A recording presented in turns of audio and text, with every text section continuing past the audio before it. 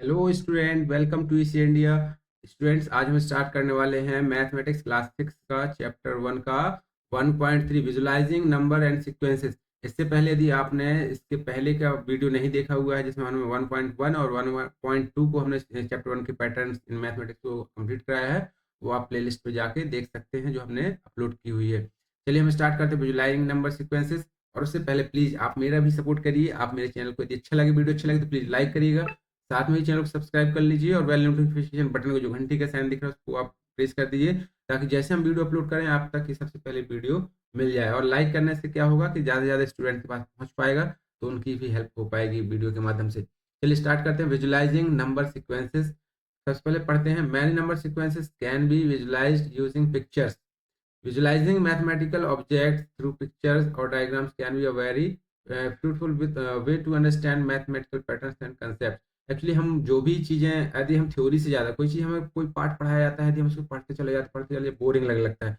लेकिन वहीं हम यदि फिगर के थ्रू उसको समझाने की कोशिश करते हैं, जैसे हम कहें यहाँ पे 1 2 3 4, तो आपको थोड़ा सा इजीली कम समझ आएगा। लेकिन हम यहाँ क्या पूछे कितनी बॉल है, यहाँ पे 1 है, ये कितनी बॉल है, इजीली काउंट कर लेंगे, ये 3 बॉल्स हैं या 3 पॉइंट है, तो आपको इजीली अच्छे से देखने में फिगर के थ्रू समझाना एक इजी वे होता है टू अंडरस्टैंड टू अदर्स, है ना। सामने वाले को समझ अच्छे से आता है। तो हम हमेशा विजुलाइज करेंगे, अब सीक्वेंस का जो पैटर्न होते हैं उनको सीक्वेंस को विजुलाइजेशन या ग्राफ के माध्यम से पढ़ेंगे। Let us represent the first 7 sequences in table 1 using the following pictures. हमारे पास जो टेबल दी गई है, चलिए हम उस टेबल को देखते हैं, टेबल में क्या दिया गया है, उसके आधार पर आगे हम डिस्कशन करते हैं। देखिए क्या दिया गया, representation of some number sequences. आप जो ऊपर हमने आपको पढ़े थे, नंबर पढ़े थे, उनका एक सीक्वेंस पढ़ा हुआ था, वो पिक्चर के थ्रू दिया गया, डॉट बना के दिए गए हैं, हम इसको पॉइंट कह सकते हैं। ऑल वंस, ये कितनी बॉल है, 1 1 1 1 1, ये पिक्चर रिप्रेजेंटेशन हो गया। काउंटिंग नंबर्स हमने क्या बताए थे, जो 1 से स्टार्ट होते हैं, जो हम अपने डेली यूज में काउंट करते हैं, जैसे हम काउंटिंग कहते हैं, काउंटिंग नंबर भी बोलते हैं, या इनको नेचुरल नंबर भी बोलते हैं। जैसे हम 1, यहाँ पे कितनी बॉल है, 2 3 4 5, ये विजुअलाइजेशन हो गया। ओड नंबर्स, जैसे नंबर्स जो 2 के सीक्वेंस में, मतलब उनके बीच में कितने का पैटर्न होता है, 2 का नंबर्स के बीच में 2 का गैप होता है, और स्टार्टिंग कहाँ से होती है, 1 से होती है। 1 से स्टार्ट होने वाले नंबर और उनमें 2 का गैप होता है, that numbers are odd numbers. तो हमने ये बताया था आपका, जैसे यहाँ पे देखिए 2 का गैप है, यहाँ भी 2 का गैप है, यहाँ भी 2 का गैप है, लेकिन स्टार्ट कहाँ से, 1 से हो रहे हैं। ऐसे नंबर हमारे ओड नंबर्स होते हैं। तो ये आपके ये पिक्चर रिप्रेजेंटेशन हो गया इनका। सेम इसी तरीके से आपका इवन नंबर जो 2 से स्टार्ट होते हैं और उनमें 2 का गैप होता है। देखिए 2 का गैप किया तो 4 हो गया, फिर 2 का गैप किया यहाँ तो 6 आता है, फिर गैप किया 2 का तो ये कितना हो जाता है, 8 हो जाता है, 8 में 2 का गैप किया तो 10 हो गया। ये इन्फिनाइट तक बढ़ती जाती है ऐसी सीरीज। तो ऐसे नंबर जो 1 से स्टार्ट होते हैं 2 का गैप, ऐसे नंबर्स को हम ओड नंबर्स कहेंगे। और जो नंबर 2 से स्टार्ट होते हैं और उनके बीच में 2 का एक पैटर्न होता है, 2 का पैटर्न होता है, that numbers are called even numbers. तो इनका पिक्चर रिप्रेजेंटेशन देखिए, 2 से स्टार्ट, 4 बॉल्स किया, 6 बॉल्स किए। अब आते हैं ट्रायंगुलर्स नंबर। ट्रायंगुलर्स नंबर देखिए मैंने क्या बताया था, 1 2 1 3, जिनसे हम ट्रायंगल फॉर्म, ट्रायंगल क्या होता है जिसमें हमारे ये इस तरीके से रिप्रेजेंट होता है, ये ट्रायंगल कहलाता है।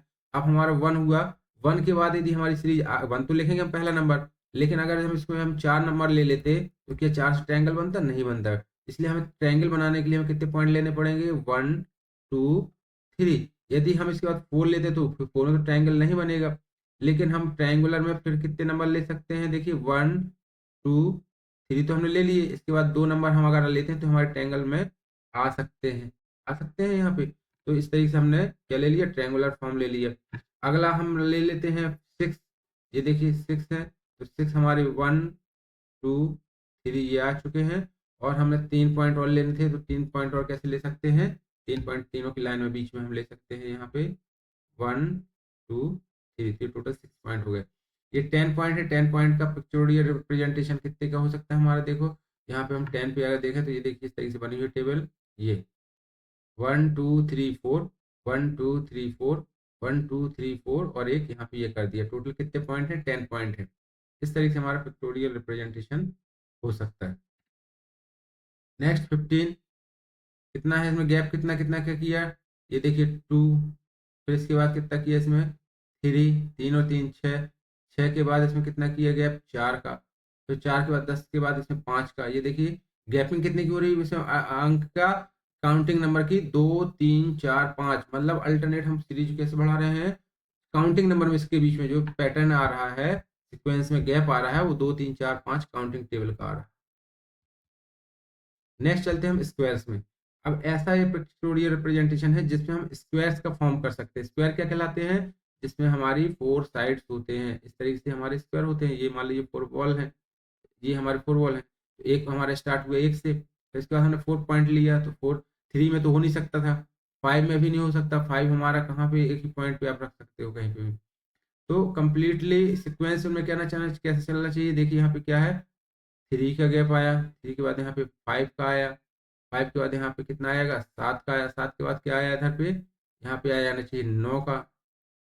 ये इस तरीके से यदि गैप चल के ना हम ट्रायंगल स्क्वायर फॉर्म करते हैं, तो हमारा क्या बन जाएगा, स्क्वायर फॉर्म बन जाएगा। इसमें सब में क्या नंबर बनता है, देखिए 9 है, 9 को 1 2 3 4, अब 5 पॉइंट और चाहिए, तो एक सेंटर पे आ गया, और एक हमने और 4 और रख दिए, ये हमारा बन गया स्क्वायर। 16 पॉइंट का भी बना सकते हो आप, इस तरीके से स्क्वायर बनाइए। स्क्वायर बनाने में कितना, 16 चाहिए, तो 4, ये 4 हमारे बन गए। 4 के बाद फिर हमें कितना चाहिए, 1 2 2 4,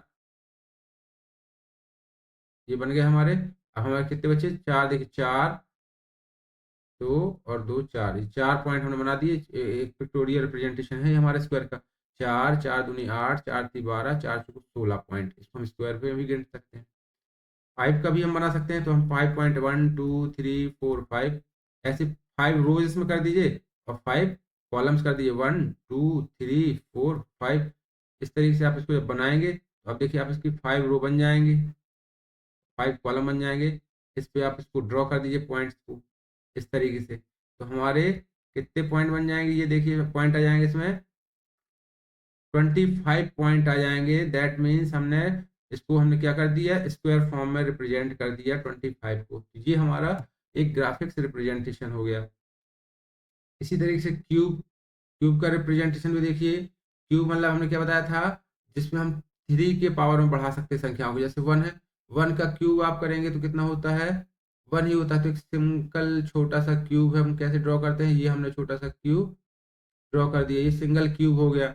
इसी तरीके से हमारा 2 का यदि क्यूब करते हैं, तो क्यूब मतलब 3 की पावर 2 गुणे 2 गुणे 2, यानी 2 का मल्टीपल 3 टाइम्स, तो हमारा कितना आ गया 8। 8 क्या है हमारा, ऐसा जो एक क्यूब 2 का क्यूब फॉर्म है, इसको क्यूब फॉर्म में कैसे बना सकते हैं, इसको हम क्या बोलते हैं, क्यूब रिप्रेजेंटेशन है। अब आप देखिए इसमें कितने क्यूब बन रहे हैं, आप 8 क्यूब आपको लाइन पे समझ में आ जाएंगे। एक पार्ट हमने ऊपर के 4 क्यूब ये हो गए आपके, फिर 4 क्यूब होने के बाद ऊपर के ये से हो जाएंगे, और नीचे भी 4 क्यूब होंगे, टोटल मिला के 8 क्यूब आपके कंप्लीट बन जाएंगे। इस तरीके से 27। तो अब इसको अलग अलग एक एक क्यूब में पार्टीशन करेंगे। आप बच्चे लोग जो क्यूब वाला गेम खेलते हैं, आप उसमें काउंट करिएगा एक एक छोटा छोटा पीस, 1 पीस ये मान के चले आप इसको क्यूब का, ये एक छोटा सा पीस है क्यूब का। इसी तरीके से 1 2 3 ऊपर की लेयर में कितने क्यूब हो गए, 3 क्यूब, 3 और ये एक क्यूब, एक लाइन ये, तो 3 तक 9, एक एक लेयर में। यानी यदि आप सिर्फ ये लेयर देखें, इस लेयर में कितने क्यूब हैं आपके, 9 क्यूब हैं। ये सेकंड लेयर है, ये थर्ड लेयर है, तो 9 9 दूनी 18, 9 तीन 27। इस तरीके से आपके 27 क्यूब बन जाते हैं, और एक पैटर्न बन रहा है आपके क्यूब का। तो इस तरीके से हम इसको कहेंगे क्यूब का पिक्टोरियल रिप्रेजेंटेशन है। होपफुली आपको ये समझ में आया होगा। ये आपकी इसमें फिगर इट आउट है, आपको फिगर इट आउट आपको करना है स्टूडेंट्स। यदि आपको समझ नहीं आता आप कमेंट करके बताइएगा, और हम इसका आपको सोल्यूशन एज ए नोटबुक के रूप में हम आपके सामने प्रेजेंट करेंगे, आपको दे देंगे। तो आप इसका बना कमेंट करके जरूर बताइएगा। वीडियो अच्छा लगा तो प्लीज लाइक जरूर करिएगा, और नेक्स्ट क्लास में मिलते हैं। Thank you. जय हिंद, जय भारत।